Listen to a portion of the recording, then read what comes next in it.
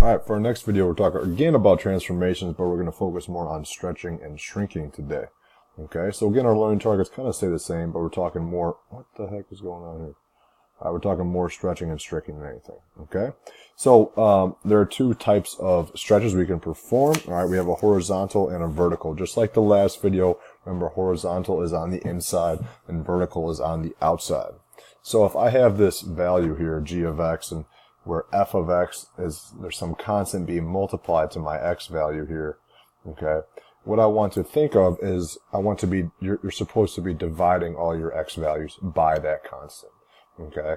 So what does that look like? All right, so if hopefully by now we know our parent functions, we're familiar with this great parent function, the parabola, all right, y equals x squared, or f of x equals x squared. So if I have this function, okay, if I have x squared as my parent function, right? If you think about this logically, right? If I have a number in between 0 and 1, okay, so let's use 1/2, all right? So if I have 1/2 x, 1/2 x and then squared, okay? What that really is 1/4 x squared, right? Because if I square the half and 1 stays the same, 2 squared is 4, okay? So what does that look like? All right, so if I think about it like this, I'm going to divide my x values by my c, okay, divided by c, so I'll divide it by 1/2. So on your x squared function, you have this point 1, 1. Well, that new point is 1 divided by 1/2. Well, when you divide by 1/2, you really multiply by 2, so that becomes, again, that becomes 2, 1. All right, so really, when it's a horizontal stretch, you want to think of it as being pulled out. I'm stretching it wider, okay? Because in our original function, we go over 1, up 1. Well, now we're going to go over 2, up 1, and it'll look something like that. I mean, that's a very, very rough, bad sketch. Let's just try it again, okay? It'll look something like that. That's, again, pretty poor, all right? But we're just going to roll with it. Why not? Okay.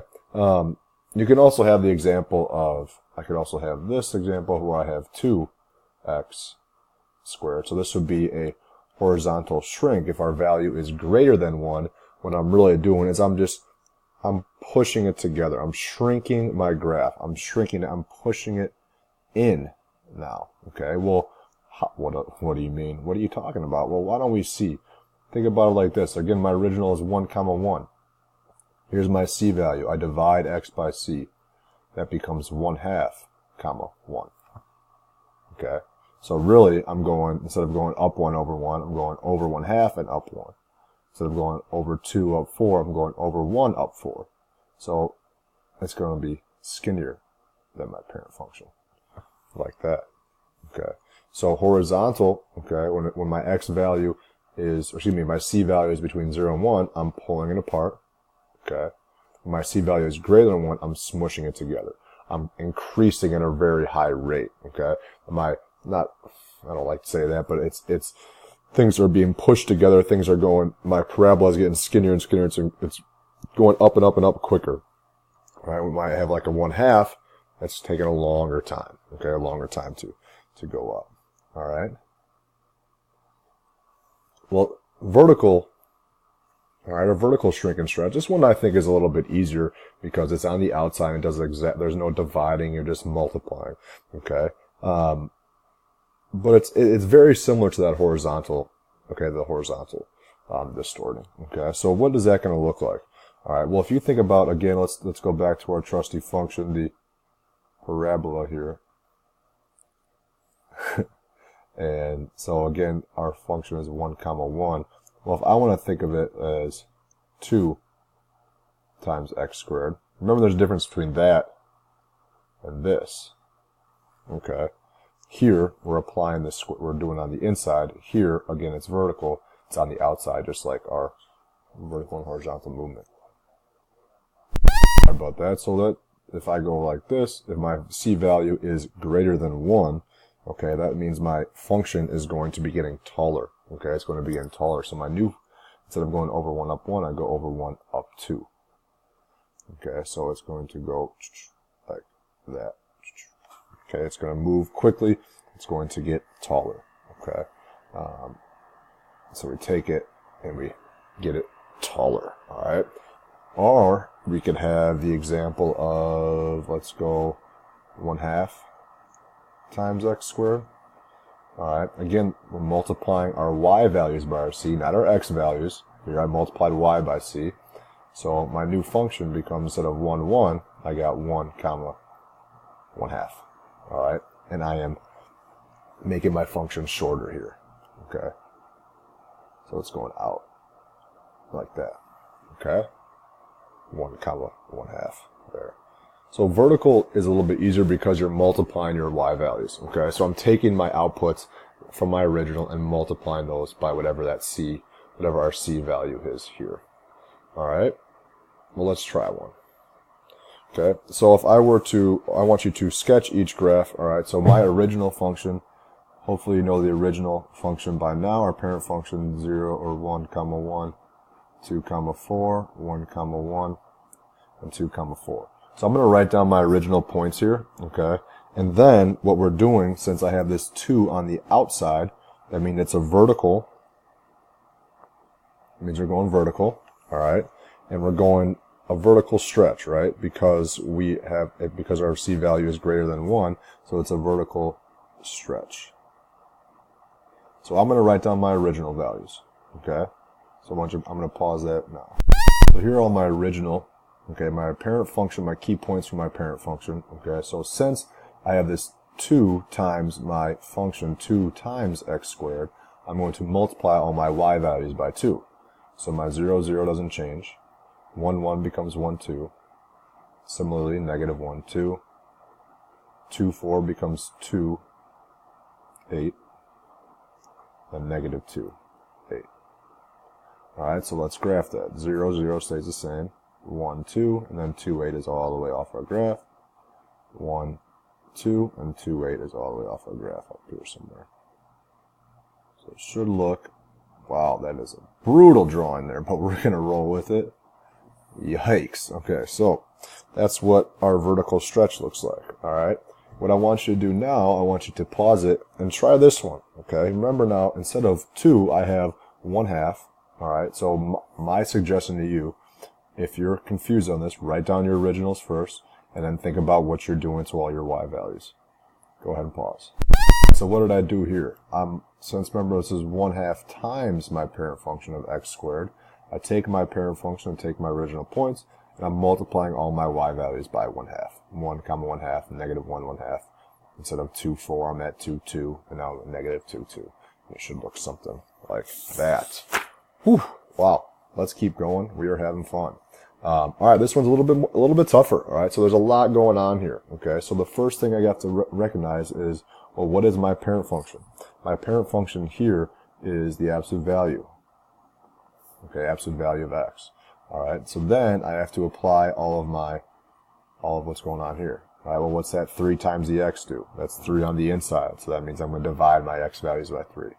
Okay, that negative on the outside, it means I'm going to reflect over the x-axis. And then at the end, I'm going to go down 1. So what I'm going to do, I'm going to pause the video here. I'm going to write down my original. All right, my original points of my parent function. Okay, and go from there. All right, the first thing I'm going to do, here's some points from my parent function. So I'm going to divide, since it's 3 times x, that's my c. That means I'm going to divide my x, divide x by 3. Okay, so I'm going to go through here and divide every single x value by 3. So why don't you go ahead and do that. Okay, so after dividing my x values by 3, these are my new points. Okay, so next thing I want to do is I'm going to reflect over my x-axis. Okay, if I reflect over my x-axis, what changes? My y values. Okay, so all my y values, I'm going to take the opposite of every single y value. So why don't you go ahead and do that. So after taking the opposite of every single y value, this is what I came up with. And my last step, okay, here, is to go down 1. that negative 1 here. It means I'm shifting down 1. Remember, that's on the outside of my function, all right, the outside. So I shift down 1. That means I'm going to subtract 1 from all my y values. So go ahead and do that. All right, so after shifting everything down 1, subtracted 1 from all my y values, these are my points. So I went up to my graph and graph those points. Okay, I know it's tough, like when you see fractions, you're like, oh, holy buckets, like what? I don't like fractions. Well, fractions are numbers too, okay? And when graphing, 1/3, you just kind of estimate, all right? It's going to be a rough estimate. It's a rough sketch. It's not going to be exactly 1/3. We understand that, but do your best, all right? Okay, so next thing I want you to do is, hopefully by looking at this, you realize that this is what type of function this is for our parent function. This is y equals x squared, or f of x equals x squared, okay? So that is our parent function. Remember, with your parent function, if you look at these, it's over 1, up 1, over 2, up 4. Realize when you look at this that your graph, your scale is a little off. Right, it's a little smushed, okay, because we're only going from 0 to 3 for our x values, and 0 to -3. All right, so what I want you to do is, after identifying your x value, your parent function, okay, I want you to try to write the equation yourself. All right, so sometimes when you do this, it's helpful, at least for me, okay, to write down my critical points that I know from my parent function. I know these 5 points. And then I want to see, all right, well, what happened to these 5 points, okay, when I look at my final graph? Well, 0, 0 became 0, -8.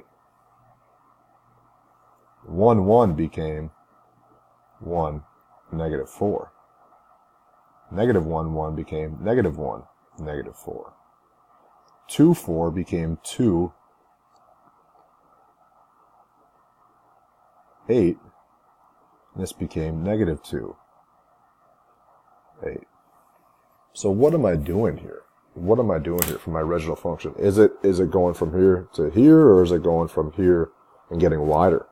Okay. You can think about this in 2 ways. I can think about it in the vertical sense and the horizontal sense. All right, I think the vertical sense is a little bit easier if I'm talking about a vertical stretch, but that's just me. Okay, I prefer to do the vertical. All right, and you'll notice that I went from 0, 0 to 0, -8. So that means I'm not only having a vertical stretch, but I'm also moving my graph up and down a little bit. So what I want you to do is think about the vertical stretch. Look, instead of going over 1, up 1, I went over 1, up 4.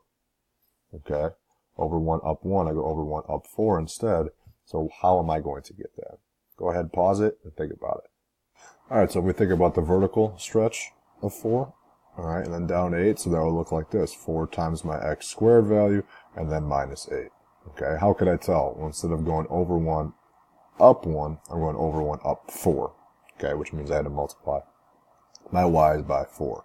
Okay, which would put me up here, and then I go down. Oh, I'm at -4, so I had to move down 8 units. All right, if we thought about it as a horizontal, okay, it was horizontal of 1/2, and then down 8. So 1, 1 became 1/2, comma -7. Okay, -1/2, -7. 2, 4, a little more interesting, became 1, -4. All right, because that would have been 1, 4, and then I had to move it down 8 units. All right. Last one here, okay, we got to finish this one in a minute, so I'm going to write down my critical points here, okay, and then we're going to apply each of these transformations. All right, so I have this 2 right here on the inside. Don't worry about the fact that it's negative just yet. We'll deal with that in the next step. So if it's 2 on the inside, that applies to my x. All right, so that means I'm going to divide my x by 2. All right, so I'm going to pause it and divide all my x's by 2. Okay, so if after dividing all my x's by 2, this is what I came up with. By the way, it should have been 3, 0. All right, so now I'm going to handle that negative. Remember, the negative on the inside means I'm going to reflect over the y-axis. So I'm going to take the opposite of all of my inputs. Lastly, here I might reflect over the y-axis. Lastly, I want to move everything down 3, so subtract all your y's by 3. So here's my last transformation. After the last transformation, I graph my function. Okay, And that's it. Thus concluding transformations of functions.